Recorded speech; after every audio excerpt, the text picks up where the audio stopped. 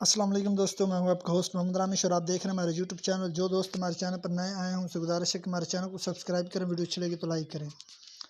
چاول ایکسپورٹ ایران ذرائع کے مطابق بلوچستان کے راستے تفستان بارڈر پر 100 سے زائد چاول کے کنٹینرز پاکستانی کسٹم حکام نے روکے ہوئے ہیں۔ ہمارے معلومات کے مطابق اگر مزید 4 سے 5 دن چاول کے کنٹینر نقصان بارڈر پر رکے رہے تو ایران یہ ڈیل کینسل کر سکتا ہے، جس سے بلوچستان اور پنجاب کے تاجر نقصان کی رد میں آ سکتے ہیں۔ موجودہ صورتحال کسٹم حکام سے بات چیت جاری ہے۔ دھان مارکیٹ 1509 دھان نیو سیزن 2024 ریٹ 3700 سے 4150۔ اس کے علاوہ 1509 دھان پرانا ریٹ 4450 سے 4750۔